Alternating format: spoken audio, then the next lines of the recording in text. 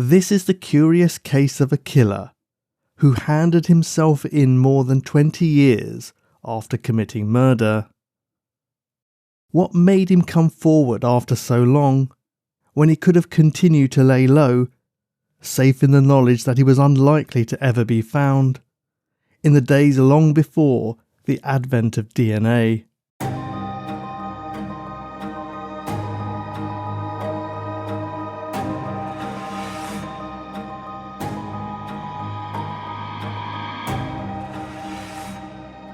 In the 1800s, Chingford Hatch was a small hamlet in Essex, with a population of around 200, with plenty of green spaces such as farms and land belonging to manor houses.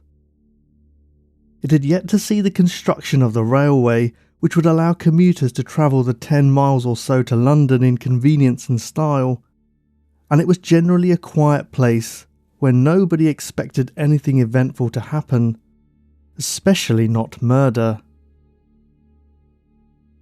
On Sunday 21st of June 1857, 70-year-old housekeeper Mary White was found dead in a small farmhouse where she lived with her sister and brother-in-law Mr. and Mrs. Small. She had been working at the kitchen sink at the back of the house when she had been attacked from behind. Someone had hit her over the head with a walking stick and cut her throat with a knife while the Smalls were out attending church. Her body was then dragged about 10 feet into the corridor and left lying between the foot of the stairs and the kitchen door, but most of the blood remained on the floor by the sink, where the assailant had tried to soak it up or conceal it using a rug.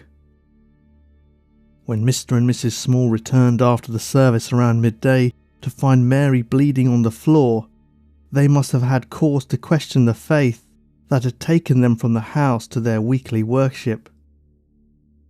The house had also been ransacked, with drawers pulled open and items strewn everywhere. Some of Mr. Small's clothes had been stolen along with some jewellery. The killer had also left behind a blood-stained knife. Suspicion immediately fell on 26-year-old Jonathan Gaydon, a known lawbreaker notorious for various misdemeanours and his bellicose countenance. Gaydon's father had been a farmer in the parish, and as a young boy, Gaydon frequently ran errands for him that took him to and from the Smalls' home, making him a regular visitor there.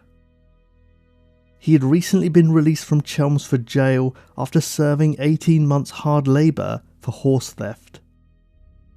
This experience had done nothing to encourage him to follow a lawful path.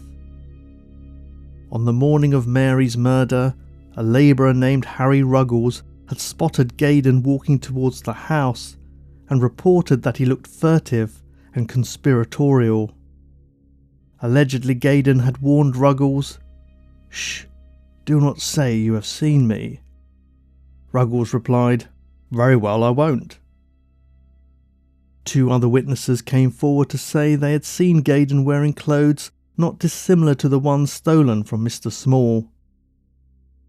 It also turned out that Gaydon was known to have stolen a knife from prison before he was released, and it quickly became clear to the police that he was the number 1 suspect, and it was essential that they bring him in for questioning. Witnesses at the coroner's inquest were certain that the bloody knife found at the scene belonged to Gaydon. There was no difficulty in establishing that Gaydon was likely responsible, but the trouble came with finding him. Nobody knew where the young vagabond was, and he had no fixed address. Police traced his parents to Gloucestershire, 160 miles west of Essex, who had tried to put as much distance between themselves and their wayward son as possible. They explained that they had been hounded out of Essex because of his bad behaviour. They couldn't control him and didn't want to face the blame for his increasingly violent antics. Detectives were disappointed, having hoped they would find Jonathan hiding with them. They continued searching the area around Chingford, peering into hollow trees and beating bushes with sticks in case the criminal was lurking somewhere. They even offered a reward of £100 for his capture, describing him as a very ugly, unkempt fellow, aged 26, 5'9", with a dull countenance, small whiskers, and a number of nasty-looking boils on his neck. Another account in the press said he had a fresh complexion, grey eyes, a thin, long visage, and a twist of the mouth while speaking. One would think Gaydon must have been easy to spot, if these lurid descriptions are to be believed, but he was nowhere to be found and the murder slowly faded from public consciousness.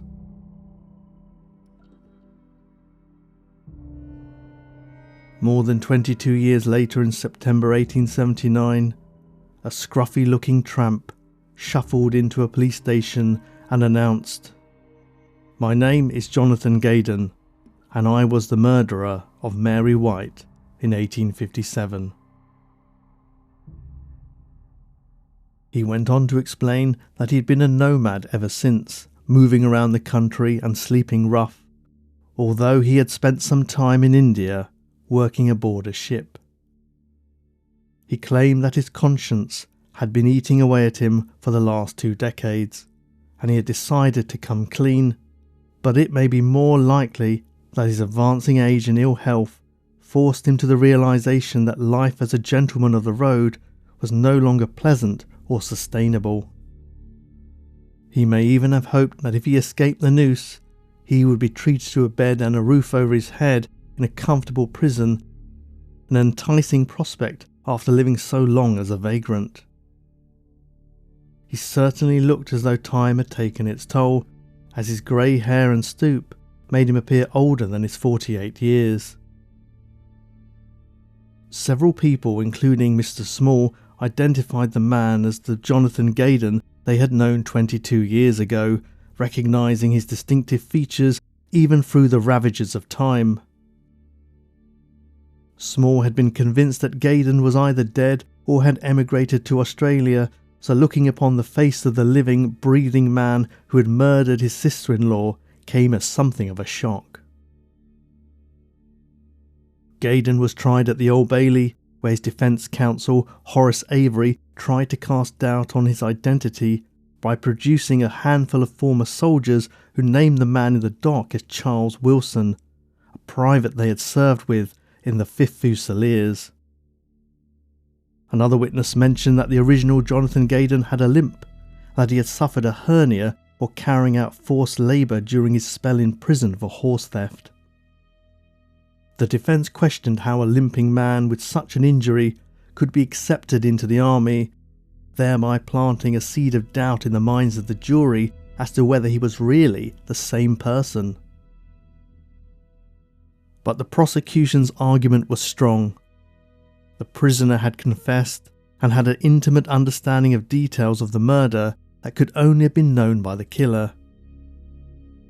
All the defence testimonies proved was that Gaydon had served as a soldier for a short time under a false name, and it wasn't surprising that he would wish to go by an alias given his past.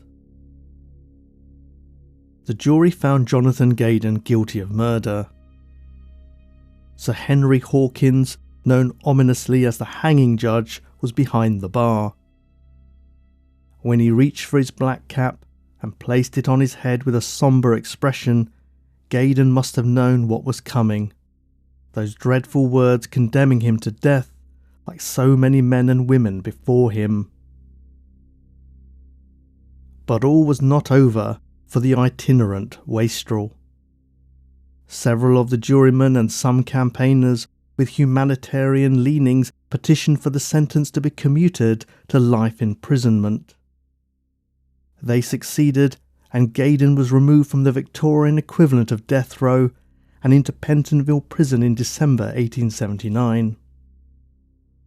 By 1881, he had been moved to Woking Invalid Prison, but being indoors with regular meals did him a world of good, and he recovered his health and remained alive for a while longer, dwelling at various times in Dartmoor Prison and then at Parkhurst Prison on the Isle of Wight. He died in 1896, aged 65. We don't know why he really decided to come forward after 22 years, and whether he often grappled with feelings of guilt and thoughts of the elderly housekeeper he viciously murdered in 1857. Unfortunately for those who would like to know more about this strange case and who hope to understand the workings of the criminal mind, the answers to those questions died with Gaydon over 100 years ago. Thank you for listening to Prash's Murder Map. Tune in next week to hear about the Petswood double murder and how a former Metropolitan Police officer took the lives of an elderly couple. Please subscribe, give me a thumbs up, or leave me a comment or review. For news about my books and free true crime blog posts, check out my website www.prashganadran.com. Thanks for your support, and I'll see you again soon.